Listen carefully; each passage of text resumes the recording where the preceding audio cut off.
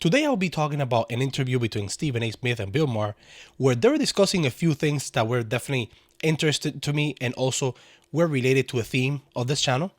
So I'm gonna bring you here with the clips and let me know what you guys think about it, and maybe you agree or disagree. Let me know in the comments, and here with the clips.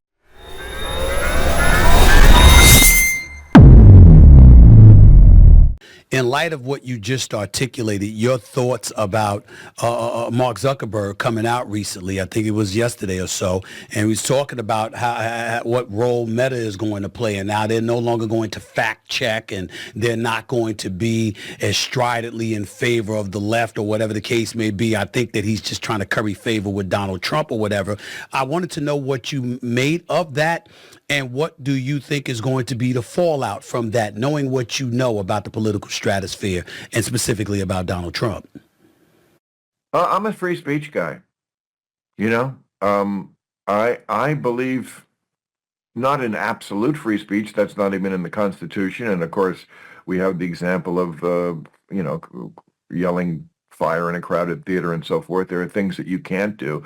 But I think he's basically right. We've gone way too far toward whose facts? I mean, COVID was a perfect example of this. And I think that's something that really opened a lot of people's eyes to what's going on with censorship in this country. We were not allowed to really discuss this. And it was a new phenomenon, this new pathogen we had. It should have been discussed. We're finding out now, as each week rolls by, more and more, it's pretty obvious that COVID, the origin of it was the lab. I think in 50 years, when people look back, they'll say, wait a second, there was a lab in Wuhan where the disease started that was studying this disease and using gain-of-function research on it. And they were debating whether this was the cause of it. Now, it could have been the wet markets. Absolutely. We don't know for sure. But the fact that we weren't even allowed to discuss that it was coming from a lab, which again, it probably was, now we know, that should tell you all you need to know.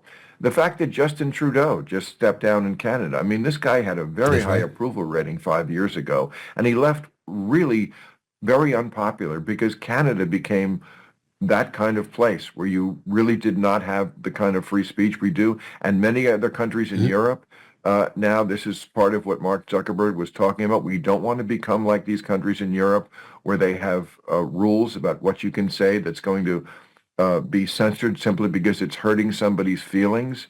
You know, you can't say something about Islam because it's Islamophobia. But what if it's true? You know, we just had a terrible incident in New Orleans that was a jihadist attack. We want to be able to speak about that plainly and honestly without worrying somebody's going to say, don't say that because it's not all Muslims. Well, no one's saying it's all Muslims. We're saying we need to discuss about this honestly and openly and patently, and you can't do that if somebody's looking over your shoulder and saying, well, this is going to hurt somebody's feelings. Okay, feelings are not as important as the First Amendment. So one thing that always people from right, center, left, or traditional liberals, they always liked how Bill Maher had, I mean, even though he did kind of got triggered with Donald Trump, he always stood for free speech. And that was a big base that many people still supported him, even though I disagree with some of the takes that he made. I think that's a solid point, and that's something everyone can agree.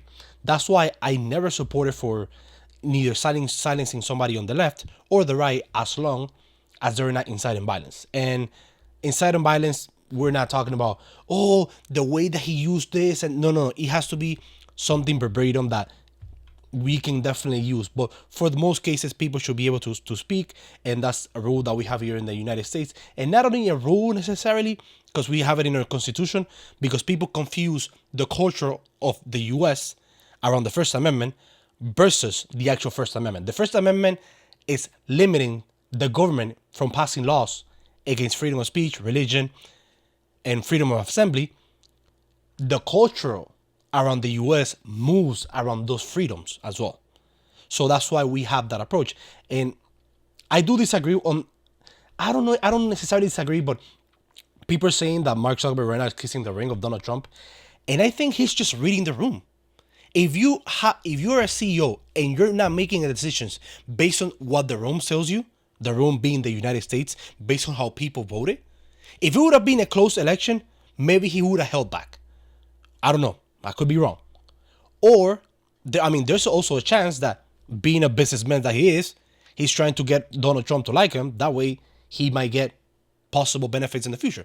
That is indeed a possibility. But the way that I see it is, guys, he's reading the room. He's reading the room, and the swing states, they voted significantly in the ways for Donald Trump. The whole country moved to the right. And if you don't make changes, then you're an ideologue. Then you're only thinking by your ideology, and you're not able to make changes based on new information that you have acquired.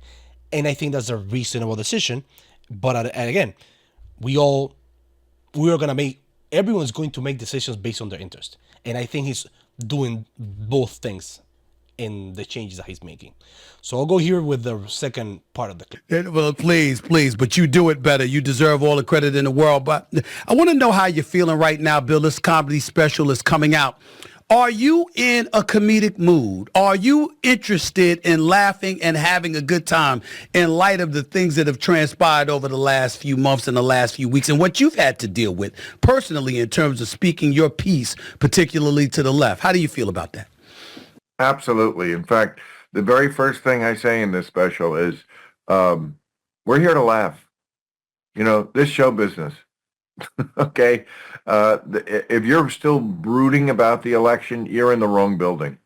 I'm here just to make you laugh, and I'm not going to pre-hate anything that hasn't happened yet. And also look around. Are you really suffering that much? Now, Trump, could he blow up the world on the second day? Yeah, he could. But until he does, I'm not going to chase every crazy thing he does, and I'm not going to get upset about things that haven't happened yet. And when I look around, America is, you know, it's a place with a lot of problems, but also compared to the rest of the world, it's doing better than most places. And, you know, a lot of people are just living their best lives. Are you this way, period, or did it take you a little while to get to this point after the election? No, I mean, I was ready for Trump to win. I thought that she would win. I thought that America always basically moves forward and not backward, but I was wrong.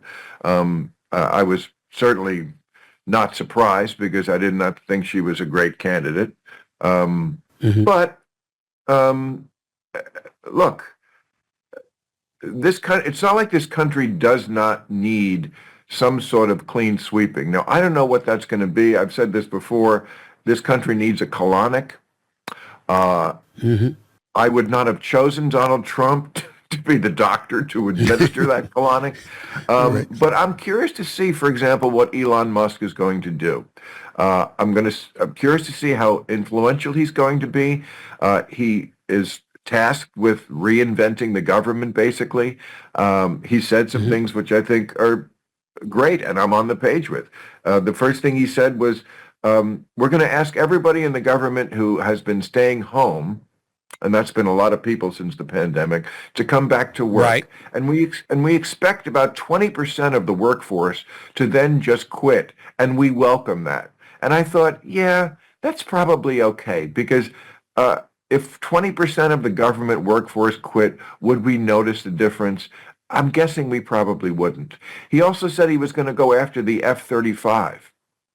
Okay, perfect. Jets, That's yeah. exactly the kind of thing we should do. This is a fighter jet that they've been funding to the tune of like $1 trillion. And he said, first of all, it's obsolete. We don't use fighter jets anymore. We won't in the very near future. They're just going to get pilots killed. And we have drones now. So why are we spending $1 trillion on something we don't need?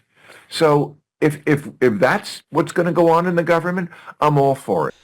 And this is something that definitely stays with a theme of this channel, where it's about you being able to vote for whoever you want to vote for, and not And you can have disagreements. You can have debates. I love a debate. I debate sometimes when even I don't have to, but you have to still be able to be civil, and you don't have to be able to attack the other person or hate the other person because they voted differently. And I think we all got that feeling after the 2016 election. Hey, I hated Donald Trump back in 2016, and because of the same thing, because I couldn't see past it until I was able to reason and be like, I'm acting foolish. I'm acting like a freaking child, that just because somebody did something that I didn't like, I'm going to be upset now. No. People have the right to be able to make decisions however they want. But you don't have to stop talking to your family because they voted for Trump or they voted for Kamala. It doesn't matter. It doesn't matter. And that's the approach that we all should want to see in the US. The US is going to be a much better country, and we're going to be able to get a lot more things done if we're able to criticize each other's side. Right now, the Republicans are going to be in, and we don't have to lick the boot for the Republicans now. We have to be able to be consistent. And the same way we were calling out the Democrats when they were doing nonsense, if they actually do nonsense, when I'm talking about laws, I'm not talking about things that they say, because people are gonna are one people that voted for Donald Trump to defend anything that Donald Trump does. And I'm sorry, I'm not in that party. Donald Trump is not my brother. Donald Trump is not my family member. I don't have to defend everything he does. I have to criticize or defend the laws that he passes, because those are the things that are going to affect me. Whatever he says, I don't give a damn. And I think that should be the approach, because many people take it personal as it just because you voted. And it's a psychological thing. You felt invested in doing your investigation to go to a ballot box and cast your vote. And then when people criticize the person that you voted for, you associate, because you did the research, because you spent the time, oh, this is my guy. And I know some people are going to see it like that, but I think it's the wrong approach. You should defend your family. If this is something about your family or a friend or your spouse, that's the people that you have to defend. You don't have to defend politicians. Politicians are there to do a job. They're not God. They're there to do a job, and you hold them accountable based on the promises that they made and based on the accomplishments that they made. Personally, I could say many things, but if there's one thing that I hope Donald Trump does, outside, of course, one, fixing the border or having a better policy around the border, and two, omnibus bills. Come on, guys. Nobody wants to see 1,000-page bills that nobody's going to read, where it has a lot of nonsense in there. I think we should have single bill per issue. And if Donald Trump does that, I'm good with that. I can go to sleep knowing at least something is going to limit the growth of laws and changes within the government. Because most of the time, it's not helping us. It's a special interest that they're trying to hide under those bills, and nobody reads them. So I wanted to clip this video a little shorter, since I made the last one a bit too long for my taste, but I will leave it as that.